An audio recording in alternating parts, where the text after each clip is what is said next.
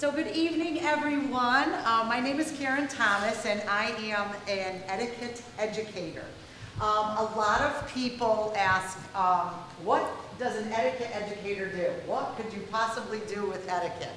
Well, 18 years ago, I was half owner of a garbage company with my then husband, and I worked in the office and did my thing, and I was raising my young children, and I decided that that just really wasn't for me. It was fabulous to answer the phones, drive the trucks around the lot, do things like that, but I really needed something for me. And a friend of mine said that my 7-year-old at the time was very polite when he answered the phone.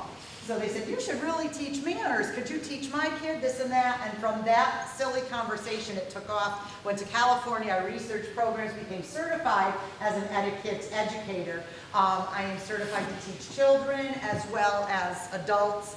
And I have made it the last 18 years, my mission to bring the power of polite to society. A lot of people say right now that, we're in a very critical state in society and that there's not a lot of civility.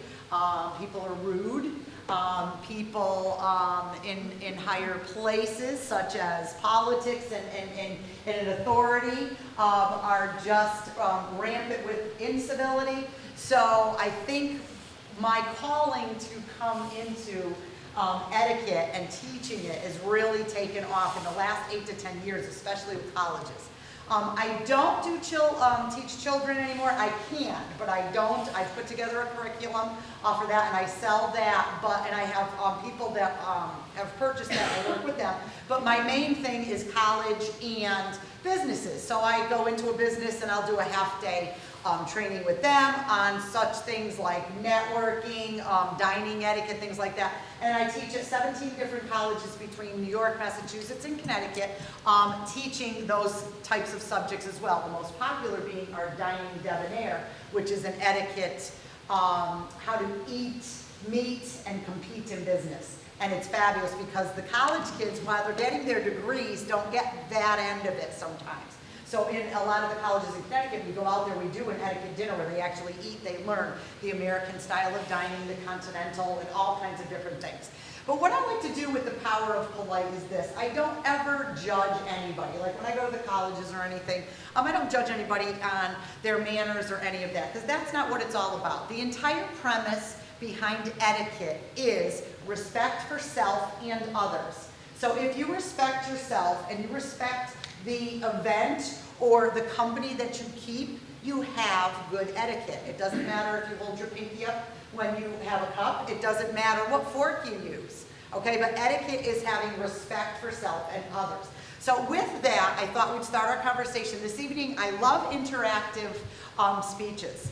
I love to talk. I love to address any questions that anybody has. So please, during the middle of it, please say, hey, what about this? I know you all brought burning etiquette questions like what to do with this or what to do with that, so please bring them on. But what I gave Rachel was I gave her some topics, so I thought if you just distribute those into the audience, yes, and I'll collect them at the end. But we'll have, a couple people just read one, and we'll get the conversation rolling. And once we do these, and I do this talk to Power Play, it's great because then people start asking questions and thinking, yeah, what about this or what about that, So what we'll do is we'll start by having someone just stand up, whoever has one of the blue cards, and read what it says on the blue card, and then we'll jump into the conversation. I am happy to, like I said, answer anything, whether it has the blue card or not. So don't feel that you're limited to these topics. But again, when I do this, I feel that it opens up a great conversation about civility in society. What's the norm? What was expected? What should be happening? Are we doing things correctly? And again, if you're respecting yourself and others in any situation, you are doing things correctly. So I'll start over here. Who has a card on this side that wants to stand up? Okay, stand right up. Yes? This one's about 69% of Americans agree that incivility is rampant, mainly due to public figures behaving badly, thus setting a bad example for society. Okay. How do we feel about that? Not good. Not good. I mean, let's go to specific examples. And I never talk politics. I never let on to that because that is one of the taboo subjects in etiquette that you don't talk about. You don't talk about sex, religion, politics, or money. Okay, so those are some of the things we don't. But do you feel, as a crowd, that society has been influenced by negativity and with, and I'm not just saying politicians, but I mean people in higher areas? Yes. Okay, now how do you feel, how does that make you feel? When you hear something, let's say, and let's go there with, you know, there was just a recent election where we got a new governor. Again, whether you're Democrat, Republican, Independent, whatever, okay, regardless of what your affiliation is, you know, you have to be careful when you talk about certain things. You know, I stand for certain things, but I am not up here to push my values on you. You know, it's very difficult. Did you have something to say? Okay, I thought you were raising your hand. So again, you know, it's one of those things where you need to be careful, regardless of what position you hold. Okay, and this is also true in the workplace. Okay, in the workplace, just because you're the boss, the supervisor, the vice president, the president of the company, whatever, you still have to treat people with respect. So as long as we keep that in the back of our minds, we will do fine. But how we react to people who do not do that is very important. Okay, so I may say something, you know, as a politician or the head of a company, the boss or whatever, that may anger you, but how you react also has an impact on incivility. So if I say something that you don't agree with or, you know, just angers you, if you react in a negative way, there's certain ways to do it properly. But to yell or use profanity or anything like that is certainly not going to contribute to making, you know, civility a priority in our society. So we'll go back to you. You have a card, correct? Yes. Okay, you're next. Okay. Number of people age 55 and over who admit to swearing in public is 48%. What do you think about those numbers? Now we're in a church, so but we're having a conversation, a real conversation. I mean, how do you feel? Let's ask this side. How do you feel about it when you hear somebody swear in public? In public, not in church. No. Well, in church it would be, but no, but in public. I mean, do you hear it often? No, but I just had a granddaughter that left and she told me I swear too much. She said what? I swear too much. Oh! Your granddaughter said, oh my! Well, oh really? Well, it's funny. I mean, you know, sometimes things come out, you know, and sometimes things don't. But I mean, how do you generally feel? Anybody? Is it anybody that, you know, do you feel uncomfortable when somebody swears in public, or are you used to it? I mean, you know, you have to stop and think about certain things like that. Maybe, you know, we all come from different backgrounds, different families, different situations. But there's a time to use profanity when you're in your home without people all around you, okay? And then there's a time not to use it, not at work, not in public, not in politics or anything like that. Yes? The people that swear in my office, I ignore. Okay, because if you were to I don't comment, want to hear it. exactly. And again, you know, if you were to comment negatively, then now you're, again, contributing to the incivility. And But it's does it not- happen it's often? not my business if they swear that's their life. Right, that's their deal, right. Now, does it happen often, or Pardon me? does it happen often in the office? Not terrible much, no. No, but every once in a while, a beep, okay. Yeah, I hear you, I hear you, I hear you on that. Are there any other cards on this side? Do you have one? Ah, fabulous, stand up and tell us. Nice guys tend to earn $10,000 less than their ruder counterparts. Ah, so what do we think about that? And that one was specifically about men. Because they're not what? Maybe aggressive. You know what I mean? Now that's not to say, see, this is what I have a problem with. I have a problem with, there was an ad of a little girl, and it's still out there. It's a little girl, and she's got on, I think she's got on like a dress, and she's got a pointer. Remember years and years ago, a pointer that they had, like the teacher would point at the chalkboard. She has a pointer, and she's yelling at another, I think it's another person or whatever, and it says, the caption on it says, I'm not rude, these are leadership skills. And I have a problem with that. I have a problem with that ad because, I was brought up, and again, this is, I'm 53 years old, and I know I was brought up in a different, time than, say, the young ladies that are taping, or this young lady here. We're all from different, ages. But, I was brought up in a time where, you didn't get your way by being rude. You didn't get, it wasn't leadership skills by being rude. I have a problem with that because, again, on my mission of Power of Polite, I feel that everybody can get along and get farther being nicer and civil than you are to yell, scream, and whatever. So to push that point with that ad, and this is just my own personal opinion, which I'm not pushing on any of you, but just sit there and say that that's great that she's yelling at them because she has leadership skills and this is the way you should do it and everything. I take umbrage with that. And I feel that, there are easier and better ways. Now, that's not to say that there's not a time and place for leadership skills and different types of leadership skills and ways to attain or get, your word out. But again, I just feel that there's a better way to go about that. So when I see that ad, it really irks me, and I think to myself, Jesus, that's not really what I really want to say, as the power of polite. I want it to be that we can all talk civilly and get along. Now, we know that that is so not true right now with all of the things going on in society, and things get volatile. Things get heated very quickly and everything like that. But if you remember in your own heart when you are speaking or doing or you are encountering conflict, the way you react will either contribute negatively or positively to the civility around you. So do keep that in mind. So who has one over here? Do you have one in the front? Sure. All right. 94% of Americans believe the general tone and level of civility is a huge problem. Yes. Not related. What do you think? I agree. Do you agree? Yeah. Everyone agree with that? 94%, that's a huge percentage. And that, again, it becomes what you put out there. As a star, let's use, I don't know, let's say Beyonce or some of the singers or something. What you put out there is what people are seeing, okay? What you do privately in your home and that's fine. But if you're out there as a star, and I just feel that leadership should be, like we look to the stars. A lot of stars have opinions about political things and what you should, you should do this, you should do that, that.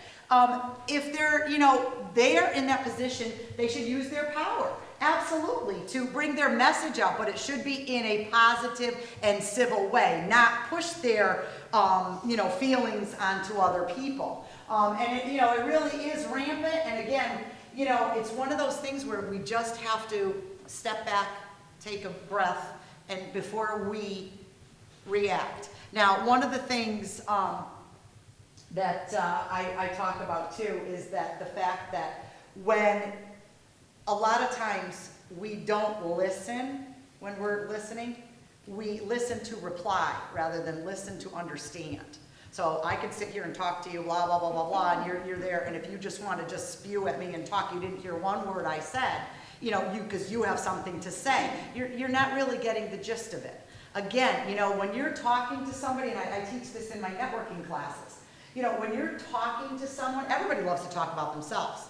Okay, everybody, well, I do this, I do that, I do this, and I'm this, and blah, blah, blah, blah, blah. But you know what? You need to stop and listen to what the other person is saying. So I always tell people, and I tell my college kids, you know what? I ask open-ended questions, not just yes-no questions. And this is something also that with the parents that we suggest with parents too, like with young kids when they come home from school, rather than, do you have a good day? Yes. What was your favorite part of the day?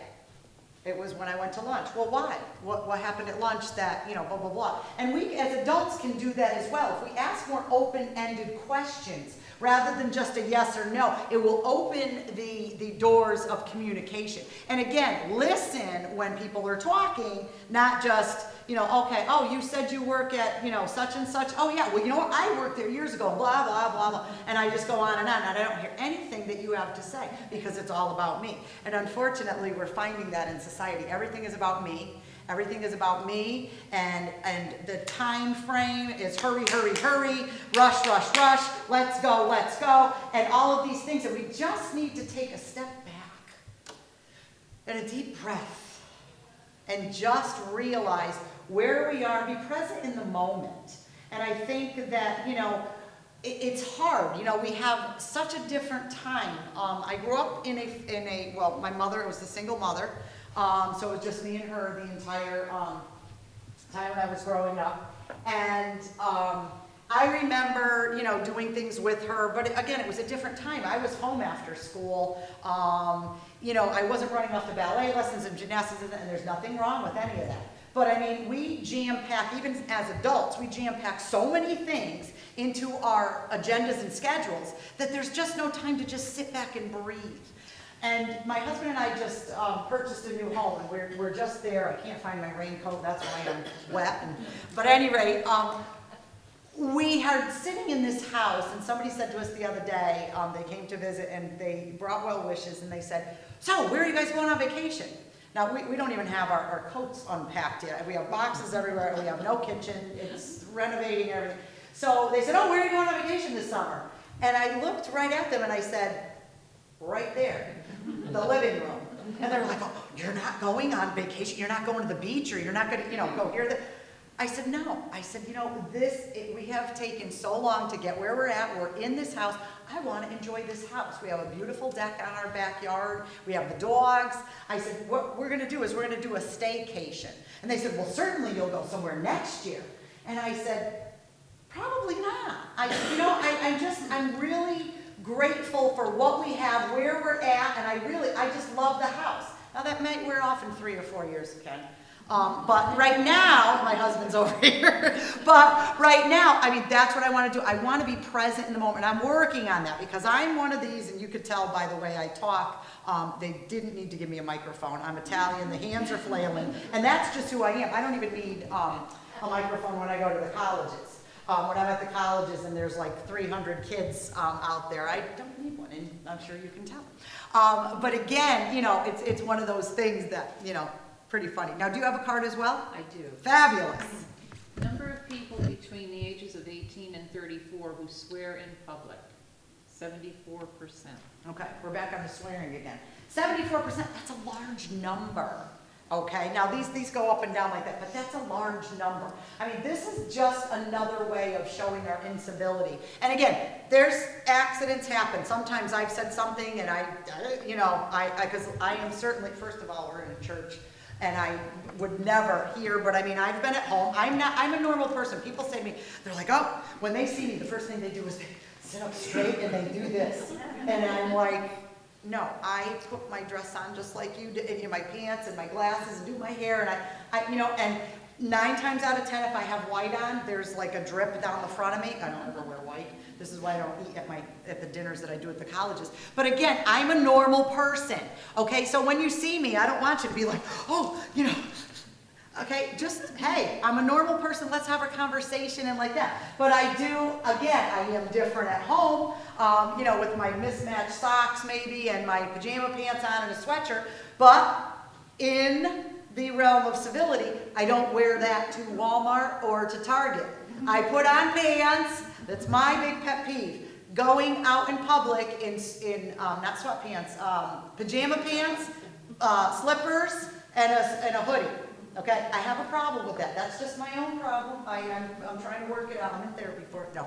But what I'm saying is that when I see that, I'm like, you really just could not take the 5 minutes, not even, to put on pants and I'm sure flip-flops, anything. Okay, you know, something like that, but that drives me nuts. So we're gonna get to the next card, because I know one of them has a pet peeve card there that's coming up. So who's got it? She's smiling, so stand up. What is your pet peeve and why? Okay, so do you have one? I don't think so, although I do agree with you in the sweatpants bottom. I mean, Thank not you, sweatpants, but the... No, not sweatpants, pajama bottoms. Look, sweatpants, fabulous. I mean, sweatpants, and they have those, not leggings, what are they called? LuLaRoe, like, they're workout pants, but they're like something, yeah, you know what I mean? Fabulous, and you put that on and go, they're pants. okay? But not, Woody Woodpecker, pajama bottoms and big fuzzy slippers, and you're marching down the aisle. I mean, I'm not saying you gotta get dressed in a dress and let's go, get our thing and, okay, I'm not saying that. I'm just saying, can you just get out of the pajamas and put on something that's appropriate. And I think they're going down in society as well with clothing. Somebody had sent me a picture the other day of, she worked for American Airlines, a good friend of mine worked for American Airlines for years. And she's probably about like 55, 56, she's my age. And she put a picture up of when of the stewardesses way back when in the plane. And the passengers, and all the passengers were dressed. The ladies were dressed, and they were sitting with their hands on their lap. And the gentlemen all had three-piece suits and everything. And I'm all for comfort, please, because when I get in the car, these shoes are coming off, okay? They're coming off because my toes will hurt after marching back and forth up here. And he will have to, put up with the fact that I have, at least have pantyhose on. But, that I will have my shoes off. But I mean, it's just one of those things, the way you dress can be something that people will view you for. Now, in the first 7 seconds of any meeting of somebody, first time, when I was standing over there, and maybe you were sitting over here, or you walked in, you had a vision of what you thought of me in the first 7 seconds. You looked at me and you might have said, I don't like those big, pearl necklace she has on. Or you could have looked at me and said, oh, she said that, didn't she? My husband's laughing. No, she said she liked them. I saw my husband going. No, I love my big. I love big pearls. I have even bigger ones, but I broke the thing. But people will get an impression of you in the first 7 seconds. Now, so that's just with me walking in the door, not saying a word. So I walk in the door, and you're sizing me up. You're looking at me, and something's going off in your head. Now, if I never say a word and I leave, your impression might be, oh, was it the girl in the brown dress with the big pearls? You know what I mean? Because you didn't talk to me, you never heard me or anything. I just sat over there and then I left. Okay? You will certainly all have an impression of me now because I'm up here speaking, of how I'm speaking to you, the manner that I'm speaking. You will all take away tonight something about me, whether I liked her, she was great, she was horrible, I wanted to sleep. Who is she to talk about Woody Woodpecker pajama pants because I have a pair at home? Whatever you take away, but you will take away something with that. So where I'm going with this is this. Okay, so how you dress and how you present yourself in public is huge. What does that have to do with etiquette? Well, you've heard the saying before, I'm sure, you never get a second chance at a great first impression. So if you want the first impression to be Woody Woodpecker pajama pants and fuzzy slippers, have at it. But that's probably what I'm going to remember about you. But if you want to be remembered for something other than that will make you stand out, maybe you were kind. And again, I'm not saying you have to put a three-piece suit on and stroll down the halls of Walmart. But I'm just saying, you put certain, things into how you dress, how you talk to people. Do you talk to people and look them in the eye? Or do you be like, hi, how are you? And you fidget or whatever. I mean, these are all things that you're being judged on. Now let's go back to the pet peeves. So I had my pet peeve. Who wants to share a pet peeve with me of something that you have on? Yes? How about not returning phone calls, emails, texts? Oh, let us not get on the text thing. My children have, I think it's a mom thing though. I really do. My son lives in Albany, my daughter lives in Massachusetts, and my third son is at home with us still. They have the phone in their hand. They saw the text come in. Hi, are you coming for dinner on Sunday? Okay. Crickets. An hour goes by. Crickets. So then I text, and I famous, in all caps, yelling, hello. And so then my kids are like, yeah, Mom, I'm busy. I'm coming on Sunday, whatever. But I hate the fact that I have to text the hello in all caps, and that's how they know I'm saying it. Hello. Okay, it's not hello. Okay, it's hello. They know that now, because it's in their hand. I'm not saying they got to drop what they're doing right that second and be like, oh, Mom texted her. But if their friend or something like that, text them, you know, right back and forth. Now emails, we'll get into emails, like with business, you should email back, and I'm gonna say on a business standpoint, within 3 days. A lot of people think they have a week, but within 3 days you should answer. Nothing drives me more insane than getting an email from somebody about, hey, you know, can we get a quote on your services, and you know, what do you do, and what do you provide, you know, and I'm like, yes. So I give them an email back, and then nothing.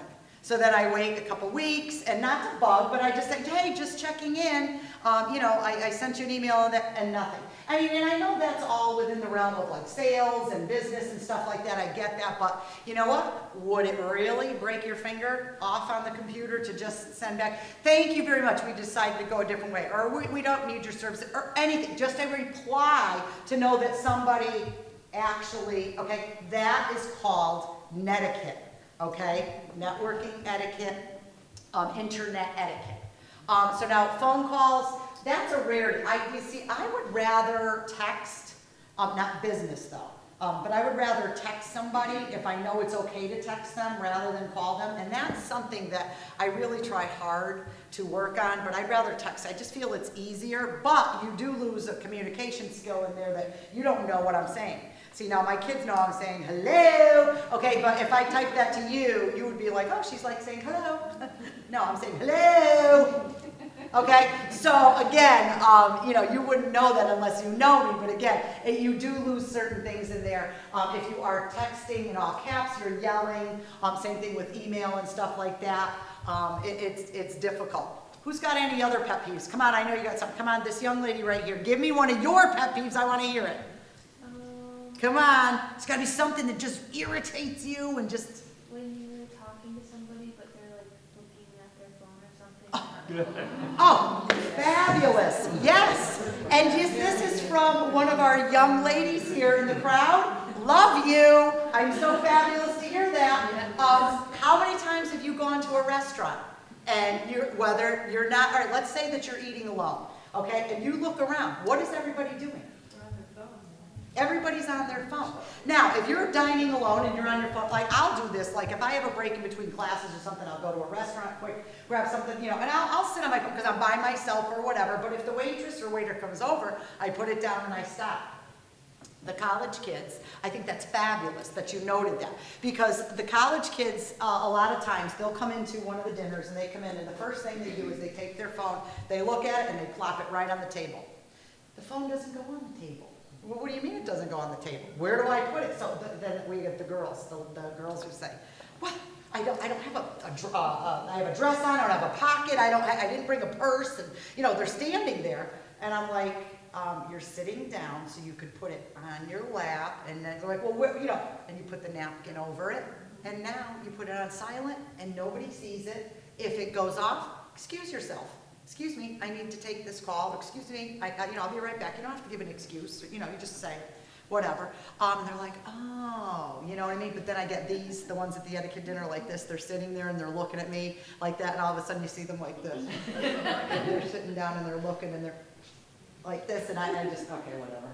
But that's fabulous, and I bet you see that a lot at restaurants, just in general. One thing that I hate, and I cannot stand, and this is just dangerous, is on the highway. You ever see somebody who's not paying attention and like there's like 3 car lengths ahead and they're there and you're behind them and you could see they're doing this and like this, and not, yeah, I'm like ready to blow the horn and you know go into a full road rage, which I don't do. Well, maybe sometimes, but you know it really can. He just rolled his eyes. But again, huh? Yeah, no. Who brought him? But again, that's just plain dangerous. How about any other pet peeves? Interruption while talking? Say that again? Interruption. Yes! How's that? Now that What I was gonna is, say, too. my kids tell me that they just get super excited to tell me something, so they feel that their interruption, like I could have this phone right here, my son is 16, the one who's at home, 16, he's not little, it's not like he's 4, and I'll be on the phone like this, and I'll see him coming from across the room, so I do this, I go,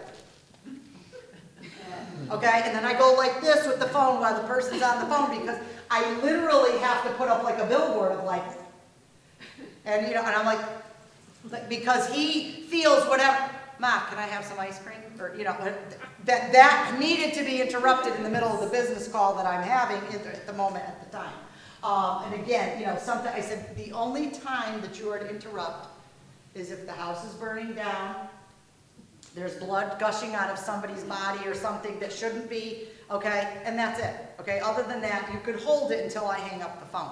And that's true too, because a lot of people too, again, going back to, we don't listen to hear what you're saying, we listen to reply. So you might be saying, yeah, I do this and that. Oh, really? Yeah, because I do that, and just start talking right over you. And that is a huge pet peeve, absolutely. Who else? What else?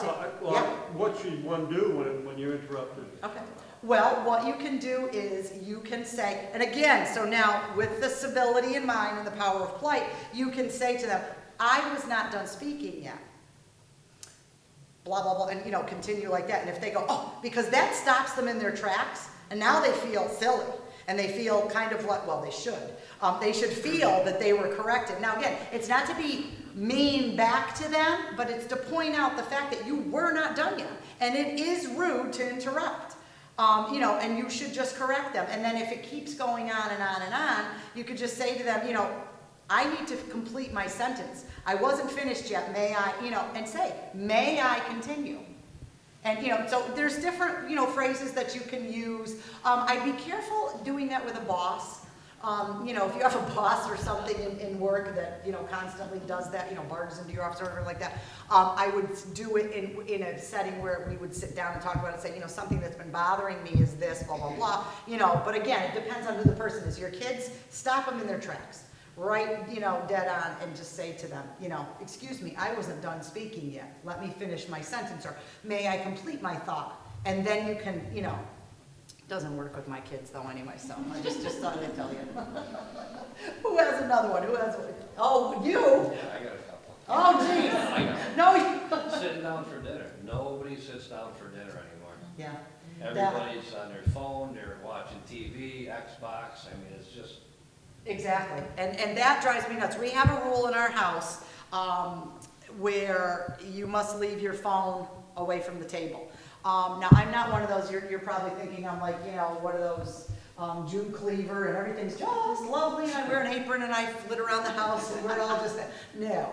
But again, I want the phone away from the table. Now, have I taken a phone call in the middle of dinner? If I know it's coming, like somebody said, I'm going to call you at 5:30 or something like that, I will excuse myself, say, excuse me, I will go take the call in the other room and come back. I will not sit at the dinner table taking my phone call. And a lot of times I do get calls in the evening when people are done working or whatever, to work with me. So again, I don't, but if I know I'm getting a call, I will, but then I'll look later, because you know what, there's these fabulous things called answering machines, and they're built into your phone, and you can just let it go to that, and you can get back to them later. So that is a good thing. Who else has got a pet peeve?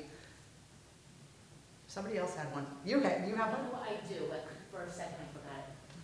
I'm a waitress. Okay. And, Oh, you must have tons. Okay, yeah. matter of fact, you mentioned the phone thing. Yes. There's, a lot of my coworkers will not go up to a customer if they're alone. Good. And they're on their phone. Nope, sorry. Now me, I'll do like sign language and see if I can get them to tell me what they're drinking. And Do you want to drink? Usually they do, and they assume that that's okay. Yeah. But like I said, my coworkers, But the thing that really bothers me is, I'll go to a table, hi everybody, how are you? Nobody answers me. Oh, no. They no. ignore me. I'm Yes. just a waitress. Yeah. That part of me. And that sets the tone already Yeah. for that. And my husband and I make a concerted effort to, he'll be like, if you come up and say, hi, my name is Susie, I'll be your waitress today. He'll say, hey Susie, how are you? And we try to make like a little conversation. I don't have to know your life history, but it's just nice to converse. And again, it sets the tone. Now let's go one step further. And I brought these for you in the other room if anybody wants them. I brought my tipping sheets. Let's talk tipping. Oh, now Yeah, let's go. I have tipping sheets in the other room. I hand them out to anybody who wants them. So people often ask me about tipping. who to tip, how much to tip, why do they get a tip, who this and that. Tipping, and this is what I say, you're probably not gonna like what I have to say about this, but let me finish and then you'll get what I'm saying. Tipping is always up to the giver, okay? So if you decide you're gonna tip 5%, that's your right, that is your, absolutely. If you tip nothing, that is your right as well, okay? That's your deal, okay? But, and not every service warrants a tip, okay? It's all up to you, but I always say that it is up to you. Now, there are standards or protocols with tipping, such as when you are in a restaurant, 15 to 20, that's what we suggest as an etiquette educator, okay, that's what we suggest. If you have a bad service, you should not take it out on the tip. You should take it up with management. Because management, if you just tip Susie, okay, you know, $5 on a $500 bill, she gets the hint. Now, she's now not gotten the money that she thought she was going to be getting, which she not only counts on. Because servers in Connecticut, waiters and waitresses in Connecticut only get a minimum, not minimum wage, 10 whatever minimum wage is, but a very small stipend, so to speak, for the hours they work, and their tips are their main bread and butter. So that's why I always tell them, don't take it up, you know, with Susie, and don't pick on Susie. Maybe your dinner was late. Maybe it didn't come out right or whatever like that. Susie didn't cook it.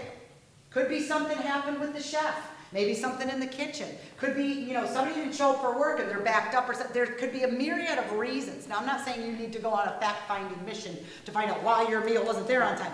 But what I'm saying is that if you take it up with management rather than Susie, the waitress, you will get maybe something done about it. You talk to the manager and say, you know what, I was over here and Susie was our waitress and, you know, my steak did not come out in the time and we had to wait and it was this or, you know, whatever the problem was. You'll get somewhere more by doing that rather than jipping her on her tip. And that's what I always tell people to do. Do not jip on the tip. My stepson likes to take, they think it's funny to go out and take the money and put it inside the ice on the bottom of the cup. That ended very quickly. When we were in the restaurant, I'm like, if you do that again, under my breath, I said, with my teeth like this, if you ever do that, I'm not taking, I will not go anywhere. So he kind of got that, and I don't think he will ever do that again. But again, so tipping. So again, on my sheets there, I have on there all kinds of different things, like do you tip the mover? If the movers come and move something, or somebody delivers furniture. Do you tip the person at Dunkin' Donuts? You know, I mean, again, there's all kinds of different things, you know, that, and so I welcome any of those questions. Yes? Yeah, I just wanted to say something, because I Sure. agree with everything that you just said about talking to management, don't Yes. take it down on Susie. Yes. What if Susie has an attitude problem? What about that? Nothing to do with the food, food was great. Well, I still would not take it up with Susie. Because now I'm picking, but I would still go to management. I would not say to you, if you were my waitress and you were miserable, I would not be like, what's your problem? Okay, because like now I'm being rude and being like, I'm assuming you have a problem. I could probably tell that you have a problem. You're quick, you hurry, you're whatever. Okay, I get it. Like I get your visuals that you're giving me, but okay, for me to say to you, well, what is your problem, is really not my place to do so. Again, going to management, I would say, you know what?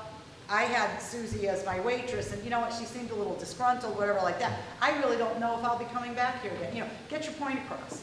Because then the manager. Does Susie then deserve 20%? Again, it's up to the giver. That's why I always preface it. It's up to the giver. No, but let's say this. I mean, you don't know, and this is how I always look at things, and a lot of people in the moment would be like, you know what, the service was horrible, the food was horrible, I'm not eating here again, that's it. That's the best way to not retaliate, and I don't like to use the word, but to get, you know, talk to the manager and then don't go back. When service is down because Susie's attitude is now taking over the whole, you know what I mean? Hopefully they'll get, or give them another chance, go back in, and hopefully Susie's in a better mood. And if she's not, then you could cross that one off your list of going.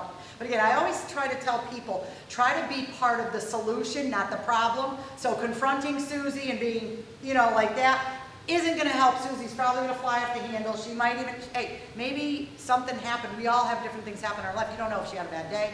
You have no idea what the problem is. You know, maybe she lost her day job, you know, whatever. You just don't know. So I always say, be a part of the solution, not the problem. Don't do this, you know, to confront or conflict, but talk to the management. And that's what I usually say. Yes? Everyone's fighting the battle and you know nothing about it. Exactly, exactly. And that, it could not be more true. You know what I mean? You never know what somebody's gone through that day or, you know, or anything like that. Any other pet peeves or etiquette questions that you might want to know about?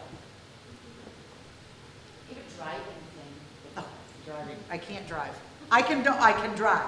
I dislike driving so much that I just have no patience. I cannot It's stand. not fun to drive anymore. Huh? It's not fun to drive anymore. No, it's not. And my husband Like, shares the it's a same, job. you know, thing. I mean, people are just, everybody, okay, let's talk about driving for a moment. Merging. Does anybody know what the word merge means? Merge. One at a time. Not rev your engine 3 at a time to hurry up and get there before the light. There's this place on our, in our town where they have 2 lanes that go to 1. And it comes up over like a little bit of a hill. Everybody at the light revs their engine to go flying over that hill to get in it, and like 3 people go, and I will just stay in my lane, and then I just kind of veer into, you know, when it goes into 1, and people are beep, and you know, like that. Merge, the sign says merge. I mean, so one day I'd love to just stand out there and like hand out a card to everybody passing by going, do you know what merge means? But I know, driving is absolutely horrible, but that's a bad one. I could go on for months on that one there. Yes, This may be obscure, but. bring it. peeve. You know, from time to time, I'll find myself in a dining room setting. This happened just recently. A Panera Bread Oh, place where, yes. you know, I'm sitting at a table Mhm. with my laptop, trying to focus, do my work, and there's some idiot at a table 6, 7 booths away from me on his headset. Oh, okay, headset. Having a Yeah. conversation with somebody as though they're 3 miles away and feels he needs to yell. Yes, And yes, it is consuming everything in the room. yes. And I can't focus, and I just want to walk over and smack him up in the back. I'm glad to hear that you feel the same way I do. Instead, I just sit there and do it, and eventually leave. But I think that's horribly rude, and, you know, maybe you have to allow for the possibility the person is not self-aware. I think he's aware and he doesn't care. Well, we don't know, but yes, and one side of me would like to think that maybe they just don't realize it, but again, you know, you're in Panera, you're not in your bedroom office or your back office or your house office or, you know, whatever, you know, okay, just like I see this all the time, the grocery store. How many times have you been to the grocery store and they're on the phone, you know, pushing their cart on the phone, and you now know that Aunt Martha had a heart attack and the dog died and Susie was going with this guy and he broke up and this, that, and that's all you hear. You know, so you need to be self-aware. That is a great topic, self-awareness. You need to be, it's not just you, or not you, him sitting in the you know, Panera. And this is what a lot of people feel. Well, you know, this co-working space, have you ever done co-working spaces? There they have rules and regulations. I was just at the West Hartford co-working space. And they have rules and regulations. And they will go over that with you when you either rent or you do a day in the co-working space. And I think those places are fabulous because I have a home-based business and sometimes I just want to get out of my office, you know, which is in the house. And you know, it's great to go there for a day or just change scenery or even Panera or whatever. But again, you're now impeding on everybody else with your, you know, so again, self-awareness is something that we all need to be mindful of, in that it's not just you sitting in the car, blaring your tunes, driving down with the windows open and, you know, everybody's got the, you know, and you're singing at the top of your lungs.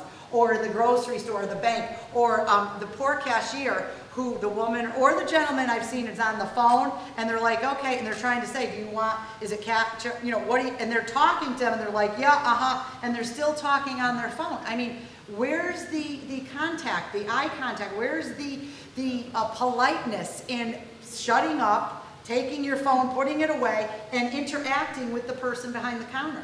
You know what I mean? We agree with the problem. What do we do other than hit them in the head with a stick? Well, I don't think the stick part is gonna, because sometimes people, you're just not gonna get through to them. But you know what I would do?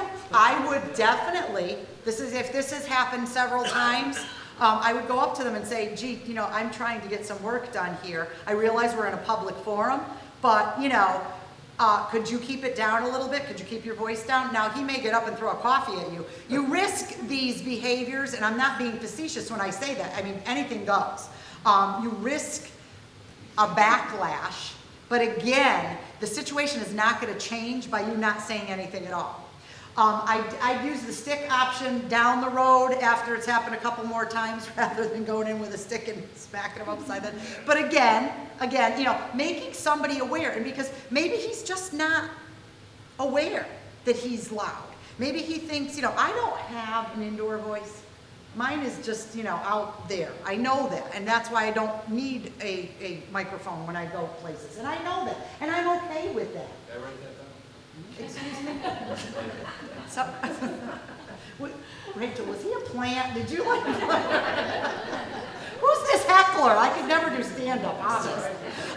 But, you know, again, people are just not self-aware. And, you know, I get that. Like, sometimes I'll go somewhere and I'll realize that I'm louder than I should be. And it's not because I'm trying to yell but, like, that's my nature, and I have to go and bring it down a few notches. Never at home, though. Yes. Just like he was talking about going to Panera. Remember we went to that noodle place over in West Hartford? There was a gentleman there with a headset on, and the microphone looked like he worked at the drive-thru for McDonald's. Yeah. And people are eating with their families, and he's just going on. Oh, yeah. Oh, yes, yes, He was yes. there for half an hour. Yes. I mean, yelling, I'm like, look.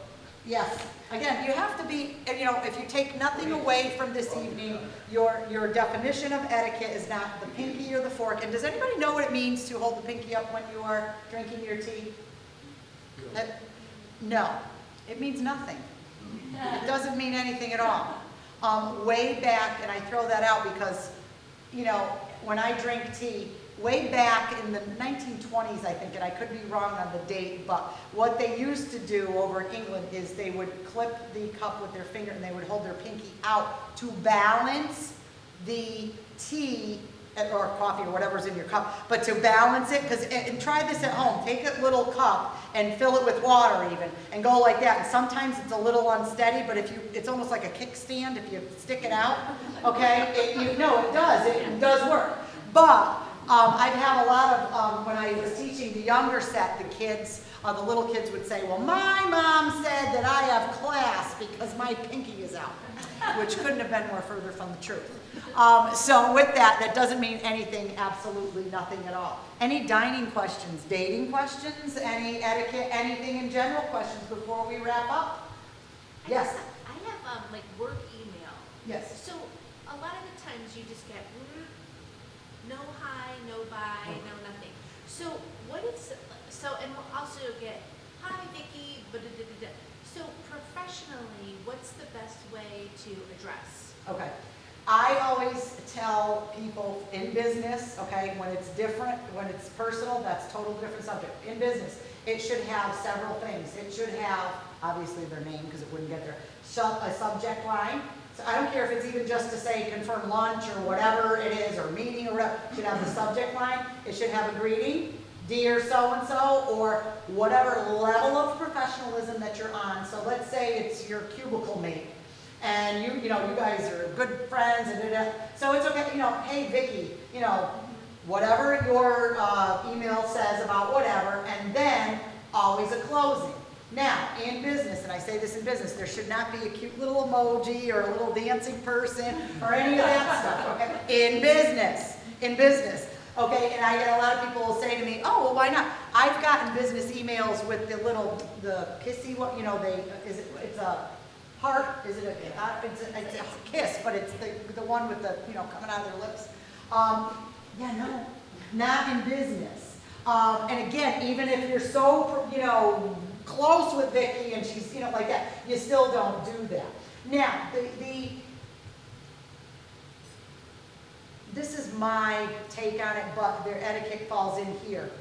With emails and all of these things, you have to remember the setting that you're in, okay? The reason technology technology was invented in social media in general was to make things quicker, not so much social media, but I mean like the internet, emails, texts, okay? But there's a time and a place for them. Now, there's this new thing going on now where they're saying that texting sales and promos and things like that, I will never cross that line. I will never get people's phone numbers. They're buying lists now of phone numbers and texting promos. Have any of you gotten them? Yes, like, hey, it's CVS and we're having a sale on toilet paper or whatever. Okay, I will never do that. And they offer conferences on this, like to go to do that where you can buy these lists and do that. I would never do that. I look at it this way. The best way is always to call. If an email is absolutely, I love doing emails because then it's in writing, you could see. I said we're going to lunch and the meeting is at 12 o'clock on Thursday, April, okay? I like that, and I make sure that it has all of the proper information. And at the bottom of your email, it should also have, in business, again, I say this for business, should have all your contact information. So it should have, Debbie Jones, Senior Vice President of widget company, your address, your phone number, your email, all the ways that we can get in contact with you.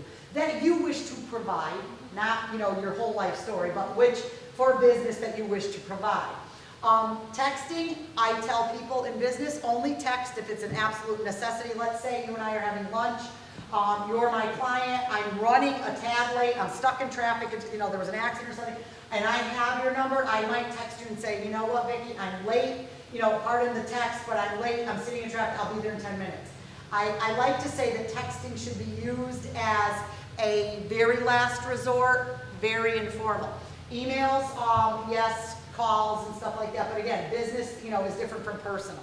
And I try not to do that. So, you could do it many other ways, and, we used to all write letters. Does anybody remember when you went and applied for a job, and then you had to wait for the letter to come that said, sorry, you didn't get it? And like, you're all excited because you opened up the envelope, you were like, yes, because I wanted that job. And they were like, thank you for applying, but, and you're like, oh. Now it's just everything is quick, and now they're actually doing virtual interviews now, where you get online, you got to sit there, and you could be in your underwear on the bottom, and from here up, and have the thing on you. They do the interview, and they tell you right then and there, yeah, sorry, no, or yeah, great, got the job. You know what I mean? So everything, with our social media and all of these technological advances, I feel are a blessing and a curse. They're a blessing in that I could text you when I leave here, and but prior to that, if we didn't have cell phones on us, I probably would have to wait till I got home to dial you with my rotary dial phone and call you and say, hey, Patty, whatever. Now we have everything in our hand. Right here, I bought the other day a dog camera for our dog. And being with the new house, I said to my husband, I said, the dogs are not used to the house yet, and we're going on Friday, we're going to Killingworth. I said, so all the way down I have the dog camera on the dog, and I can talk to the dog through my phone, and he doesn't know where it's coming from, but we get a text, and it's so cute. But anyway, it's a blessing and a curse. So when I leave here tonight, we're going to get in, I'm going to look, he's in our bedroom, and he's, it sends us an alert, says your dog is barking. Did it? It just went off? Yeah, it says your dog is barking. These are fun. So again, that's a blessing. But it could be a curse in that we are so self-absorbed with that phone in our hand at a restaurant, when we're transacting business, in a meeting. People ask me, well, where do I put my phone in a meeting? Again, on the lap. There's no excuse, for having it on the table, whatever. And then sometimes I get a Weisenheimer who will say to me, well, what if my wife was having a baby and I needed to take the phone call and I was in a meeting? On the lap, on vibrate. If she's having the baby, it'll vibrate. You can look down at the phone, say, excuse me, and leave the meeting. You don't need to have it on the table beeping and, and stuff like that. So with that, I'm going to close unless you have any other questions. I would love to meet you in the back room to, I have a book that I have, makes a great gift if you're interested for any college grads or high school grads. Poised, Polished, Professional. I partnered with 4 other etiquette experts from around the United States, and we put together a guide. It's not one of these like 27,000 pages of do this, stand straight, do that. It's just a guide to professional presence for the office, for everyday life and how to present yourself. Okay, and again, I'd be happy to answer any other questions or any pet peeves or anything. We could talk up there. Thank you very much. Thank you.